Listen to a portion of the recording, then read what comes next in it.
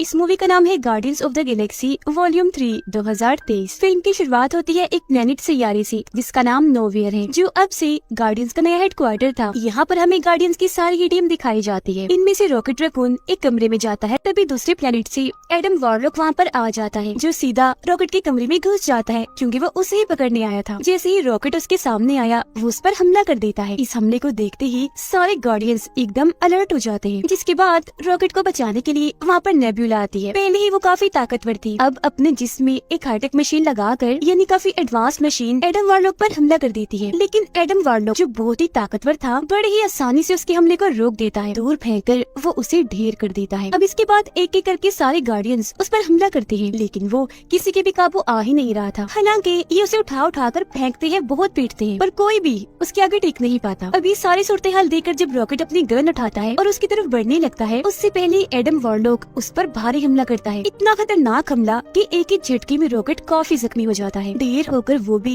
एक जगह पर गिर गया। इस सब के बावजूद भी नेब्यूला हार नहीं मानती। वो दोबारा उठी, अपने हाथ को तलवार बना लेती है, जिसे जाकर वो एडम वॉरलॉक की पेट में घुसा देती है, जिससे अब वो इतना जख्मी हो गया कि वहीं पर ही बेहोश हो जाता है। अब इससे पहले कि सारे गार्डियंस दोबारा से उस पर हमला करते, उससे पहले ही एडम वॉरलॉक उठता है और झट से नोवेयर से भाग जाता है। अब पीटर और उसका साथी रॉकेट के पास आते हैं, जो जख्मी हालत में वहाँ गिरा पड़ा था। उसका इलाज करने के लिए जख्मों को ठीक करने वाली एक डिवाइस उसके जिस्म से लगा देते हैं। लेकिन जैसे मशीन एक्टिवेट हुई, ऑन हुई, रॉकेट तड़पने लगता है। देखने से लग रहा था जैसे वो मशीन रॉकेट की जान ले रही है। ये देखकर फौरन नेब्यूला वहाँ पर भाग कर आई, पीटर से कहकर जल्दी से इस मशीन को बंद करवाती है। फिर वो रॉकेट के पूरे जिस्म को अच्छे से स्कैन करके चेक करके सबको बताती है कि असल में इसके जिस्म के अंदर बहुत सारी मशीन्स फिट की गई हैं। उन सारी मशीन्स के अंदर एक मशीन ऐसी भी है जिसे रॉकेट के दिल के पास लगाया गया है, और अगर किसी ने भी उस मशीन को निकाले बगैर रॉकेट का इलाज करने की कोशिश की तो वही मशीन रॉकेट की जान ले लेगी। और ये सब कुछ रॉकेट के साथ उस मशीन की वजह से हो रहा था, जो वो तड़प रहा था। सारे ही गार्डियंस रॉकेट को ठीक करने में लग जाते हैं, जबकि रॉकेट जो जख्मी पड़ा था, बेहोश था, उसे अपनी पुरानी यादें याद आने लगती है, यानी कि उसका माजी, गुजरा हुआ वक्त। उसकी यादों में दिखाया जाता है कि बहुत साल पहले रॉकेट एक छोटा सा रकून था, जो एक जानवर ही होता है, जो अपने जैसे बाकी रकून्स के साथ एक पिंजरे में कैद था। लेकिन एक दिन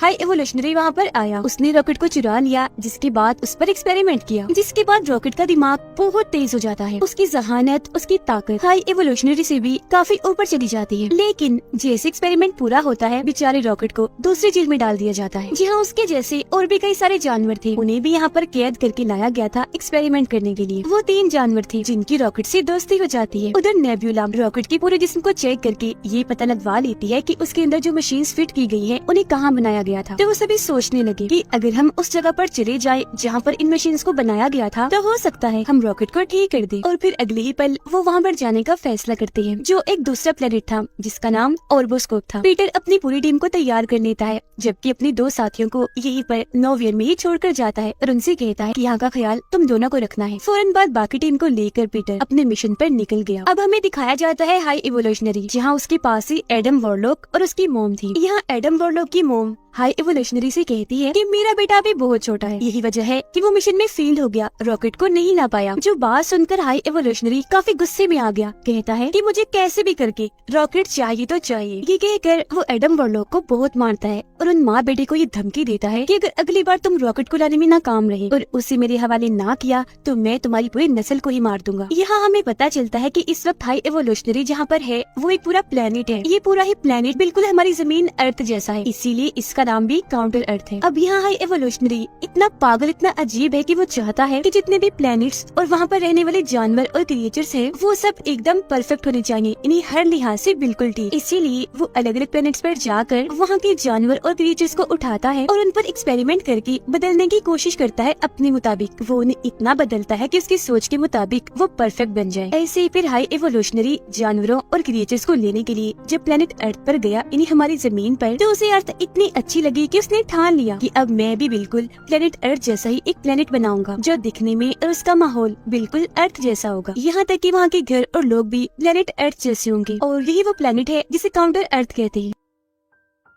गार्डियंस की टीम अपने शिप में बैठकर ऑर्बोस्कोप के पास पहुंच गई, लेकिन इससे पहले कि वो ऑर्बोस्कोप के अंदर जाते उनकी शिप में कुछ लोग आ जाते हैं, जिनमें से एक होती है गमोरा। यहाँ ये सारे लोग पीटर क्विल और बाकियों को बताते हैं कि हमें यहाँ पर असल में नेबुला ने बुलाया है, क्योंकि उसने हमसे वादा किया है कि वो हमें 1 लाख का इनाम देगी अगर हम उनके साथ चलकर उनकी मदद करेंगे। इसीलिए अब हम भी तुम्हारे मिशन में तुम्हारा साथ देने आए हैं। अब जैसा कि मैंने आपको बताया, रॉकेट बेहोश है। उसकी यादों में माजी में दोबारा से हम देखते हैं कि हाई एवोल्यूशनरी ने अब तक जितनों पर भी एक्सपेरिमेंट किए थे उनमें से सबसे बेस्ट और परफेक्ट रॉकेट ही था, क्योंकि सबकी निस्बत रॉकेट का दिमाग बहुत तेज है। सबसे पहले हाई एवोल्यूशनरी रॉकेट को पकड़कर उसके दिमाग का टेस्ट लेता है, और जब रॉकेट उस टेस्ट को पास कर लेता है तो हाई एवोल्यूशनरी ये समझ गया कि रॉकेट सच में बहुत होशियार स्मार्ट है। जिसके बाद उसने रॉकेट को काउंटर अर्थ दिखाया, जहाँ पर रॉकेट उड़ते हुए रॉकेट को देखकर पूछता है कि ये क्या है, जिस पर हाई एवोल्यूशनरी कहता है कि ये रॉकेट है जो हमेशा हवा में उड़ता है। जिसके बाद वो रॉकेट के दिमाग को और टेस्ट करने के लिए एक लैब में लेकर आया। वो रॉकेट को वहाँ एक चेम्बर दिखाता है और उसकी आंखों के सामने चेम्बर के अंदर एक टर्टल कछुए को डालता है, और अब वो उस कछुए को बदलने की कोशिश करता है। अब वो कछुआ बदल तो जाता है, लेकिन साथ ही वो बहुत ज्यादा अग्रेसिव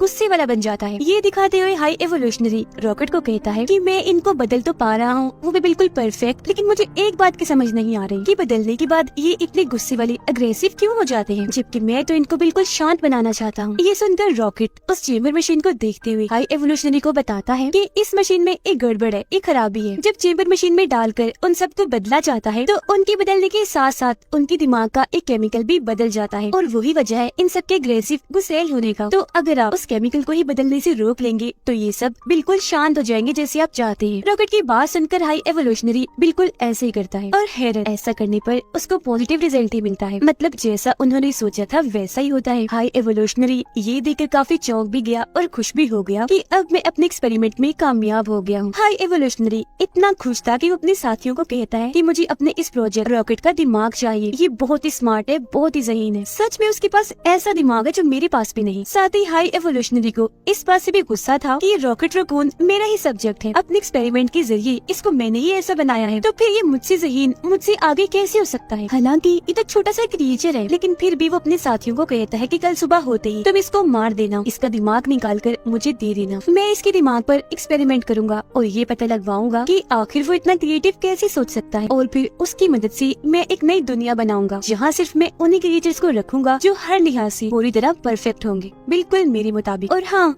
इसका दिमाग निकालने के बाद जो इसके साथी है ना, उनको भी मार देना, क्योंकि वो हमारे अब किसी काम के नहीं। इतना कहती रॉकेट को दोबारा उसकी जेल में बंद कर दिया जाता है। जेल में आते ही रॉकेट अपने साथियों को बताता है कि कल सुबह होते ही हम सबको मार दिया जाएगा, इसीलिए अब हमें कुछ भी करके यहाँ से निकलना होगा। जिसके बाद बाहर जो स्पेसशिप है उनमें बैठकर हम यहाँ से निकल जाएंगे। ये कहते ही रॉकेट वहाँ पर रखी हुई सारी चीजों को इकट्ठा करता है और एक चाबी बना लेता है। उस चाबी से अपनी जेल का ताला खोलता है और वहाँ से बाहर आ जाता है, और अपनी एक दोस्त जो उसे सबसे प्यारी थी उसको भी बाहर निकाल लेता है। लेकिन तभी वहाँ पर हाई एवोल्यूशनरी आ जाता है जो उसकी दोस्त को गोली मार देता है, जिससे रॉकेट की दोस्त की वहीं पर ही मौत हो जाती है। फिर हाई एवोल्यूशनरी उसे कहता है, मैं जानता था रॉकेट तुम यहाँ से भागने की कोशिश जरूर करोगे, तो इसीलिए मुझे यहाँ पर आना पड़ा, और अब मैं तुम्हारी बाकी साथियों को भी मार दूंगा और अभी के अभी तुम्हारा दिमाग निकालूंगा। सुबह तक का इंतजार मैं नहीं करने वाला। अपनी आंखों के सामने ही रॉकेट अपनी दोस्त को मरा हुआ देखकर बहुत दुखी हो जाता है, और अब उसे काफी गुस्सा भी आ गया था। वो हाई एवोल्यूशनरी पर हमला कर देता है, उसका मुंह नोचकर वहाँ से भाग जाता है।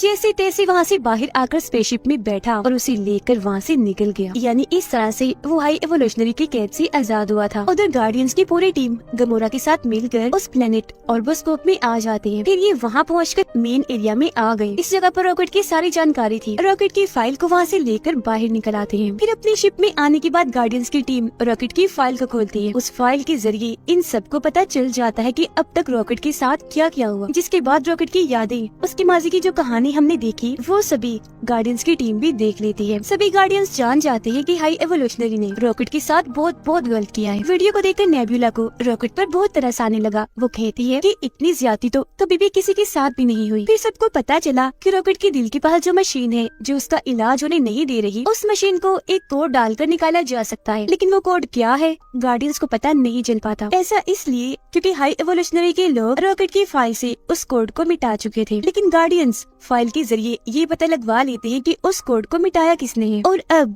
उस कोड की जानकारी है किसके पास। तो अब ये फैसला करते हैं कि हम मिलकर उस आदमी के पास जाएंगे और उसे कोड छीनकर रॉकेट की जान बचाएंगे। लेकिन गमोरा ऐसा करने से मना कर देती है और उनसे कहने लगी कि वो आदमी इस वक्त हाई एवोल्यूशनरी के पास है, तो अगर हम वहाँ गए तो सारे मारे जाएंगे, इसीलिए अब मैं तुम्हारा साथ नहीं दे सकती। वो फिर अपने एक साथी को अपनी लोकेशन भेज देती है कि इस वक्त मैं कहाँ हूँ और मुझे जल्दी से लेने आ जाओ। लेकिन हम देखते हैं कि उसके साथी को ऑर्बोस्कोप में एडम वॉरलॉक और उसकी मॉम ने पकड़ लिया है। तो जैसे गमोरा अपनी लोकेशन भेजती है, उसके बारे में एडम वॉरलॉक और उसकी मॉम को भी पता चल गया था, तो इसीलिए वो गार्डियंस को पकड़ने के लिए जाने लगते हैं। उधर गार्डियंस जैसे ही हाई एवोल्यूशनरी के पास पहुंचते हैं तो वो इन्हें बताता है कि जानते हो मेरा प्लान क्या है, अब मैं तुम सबको मार दूंगा और तुमसे रॉकेट को हासिल कर लूंगा जो मेरा सब्जेक्ट है। ये सब कुछ मैंने ही किया है, तुम्हें यहाँ पर अपने प्लान के जरिए मैंने ही बुलाया है। जिसके बाद अपने लोगों को वे हुक्म देता है कि बाहर गार्डियंस की शिप में रॉकेट है, जल्दी से जाकर उसे ले आओ। फिर हाई एवोल्यूशनरी जाकर अपनी शिप में बैठ जाता है और अपने लोगों को हुक्म देता है कि अब मेरे जाने के बाद इस पूरे प्लेनेट को तबाह कर दो। उसके लोग ऐसे ही करने लगते हैं, शिप को उड़ाकर धीरे धीरे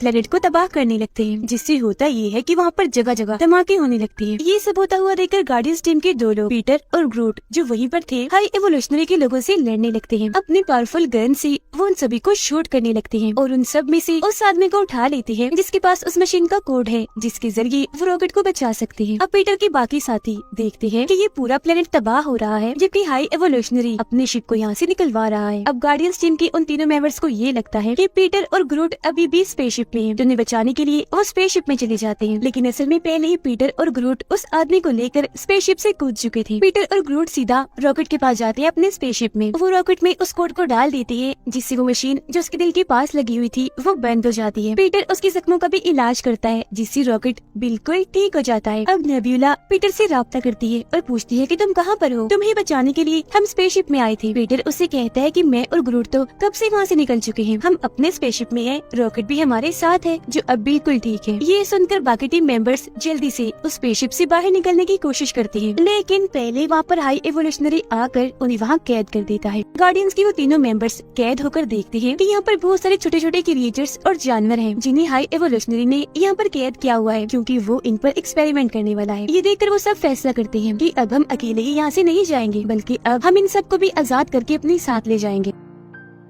पीटर और उसके बाकी साथी हाई एवोल्यूशनरी की स्पेसशिप के लिए निकल जाते हैं अपने बाकी साथियों को बचाने के लिए। पीटर अपने प्लेनेट नोवियर पर राब्ता करता है और अपने साथी को कहता है कि जल्दी से यहाँ पर आ जाओ जहाँ पर मैं तुम्हें कहता हूँ। तब उसका साथी ऐसे करता है जो लोकेशन थी हाई एवोल्यूशनरी के स्पेसशिप के बिल्कुल पास। जिसके बाद पीटर अपने साथियों को लेकर उसकी स्पेसशिप में आ जाता है अपने साथियों को बचाने के लिए। यहाँ पर हम हाई एवोल्यूशनरी, उसके साथी और गार्डियंस ऑफ द गैलेक्सी की टीम के बीच जबरदस्त किस्म की लड़ाई को देख पाते हैं। लेकिन क्योंकि गार्डियंस की टीम ज्यादा बहादुर थी तो बहुत अच्छे से उनका सामना करते हैं और एक जबरदस्त सी लड़ाई के बाद उन्हें हरा देते हैं और फिर आखिरकार वो हाई एवोल्यूशनरी को भी हरा देते हैं। कि वो सारे मिलकर रॉकेट को कहते हैं कि अब तुम हाई एवोल्यूशनरी को जल्दी से मार दो, लेकिन रॉकेट ऐसा करने से मना कर देता है। अपनी टीम को कहता है कि मैं इसके जैसा नहीं हूँ, अगर हाई एवोल्यूशनरी ऐसा है तो मैं उसके जैसा नहीं बन सकता। इसी के साथ गार्डियंस की टीम हाई एवोल्यूशनरी की शिप में जितने भी लोग, जानवर, क्रिएचर्स बंदी थी उन सबको आजाद करवा लेते हैं। वो फिर उन सबको भी नोवियर में डाल देते हैं और खुद भी वहीं आ जाते हैं। और ये सब करने में उनका साथ एक डॉग देता है जो पीटर का साथी था, क्योंकि वो अपनी ताकतों का इस्तेमाल करके नोवियर प्लेनेट को हाई एवोल्यूशनरी के स्पेसशिप से जोड़ देता है। लेकिन वो इतनी सारी ताकत लगा चुका था कि बीच में ही उसकी ताकत टूट जाती है, जिससे नोवियर प्लेनेट और हाई एवोल्यूशनरी का स्पेसशिप एक दूसरे से अलग अलग हो जाते हैं। जिससे सारे लोग तो नोवियर प्लेनेट पर आ गए थे, लेकिन पीटर अभी भी हाई एवोल्यूशनरी की स्पेसशिप में था। ये देखकर पीटर काफी घबरा गया। वो एक लंबा सा जंप मारकर कूदकर नोवियर में आने की कोशिश करता है, लेकिन उसके ऐसा करने से वो स्पेस में, खुले आसमान में ही लटक जाता है, जहाँ उसकी हालत काफी खराब हो जाती है। ऐसा लग रहा था जैसे वो मरने वाला है। लेकिन उससे पहले ही एडम वॉरलॉक वहाँ पर आया और पीटर को उठाकर नोवियर में ले जाता है, जिससे उसकी जान बच जाती है। जिसके बाद सारे गार्डियंस ये फैसला करते हैं कि अब हम इन सभी जानवर, क्रिएचर्स और इंसानों को लेकर एक नई दुनिया बनाएंगे, जहाँ वो उन सबको एक अच्छी जिंदगी देंगे और उन सबको वो बनने देंगे जो उनकी ख्वाहिश है। अब पीटर रॉकेट को guardians of the Galaxy team का लीडर बनाकर अपने साथियों को कहता है कि मैं बचपन से ही स्पेस में हूँ, इन्हीं दूसरे प्लेनेट पर, इतने अरसे से अपनी फैमिली से दूर, लेकिन अभी भी जमीन पर मेरे नाना जी जिंदा होंगे, मुझे उनसे मिलने जाना है। तो कुछ टाइम के लिए मैं अपने काम से ब्रेक ले रहा हूँ। जिसके बाद गमोरा और पीटर की एक और साथी अपने अपने सफर पर निकल जाती है, क्योंकि उन दोनों को भी वो करने की ख्वाहिश थी जो वो खुद करना चाहती है। अब उनके बाद जितने भी लोग बचते हैं उन सबको एक करके रॉकेट एक टीम बनाता है, जिनकी अब इस नई टीम के अंदर एडम वॉरलॉक भी होता है, क्योंकि वो सुधर गया था। पीटर जमीन पर आ गया था, जहाँ आकर वो अपने नाना जी से मिलता है। वो भी उसे देखकर बहुत खुश हो जाते हैं। नोवेयर में गार्डियंस ऑफ द गैलेक्सी का एक मेंबर डांस कर रहा होता है। उसे देखकर वहाँ पर जो बच्चे थे वो भी डांस करने लगते हैं, और उनको देखकर गार्डियंस ऑफ द गैलेक्सी की बाकी टीम भी नाचने लगती है, क्योंकि उन्हें अपनी ये जिंदगी बहुत पसंद आ रही थी। अब वो बहुत खुश थे। और इसी के साथ ये शानदार मूवी इधर ही खत्म हो जाती।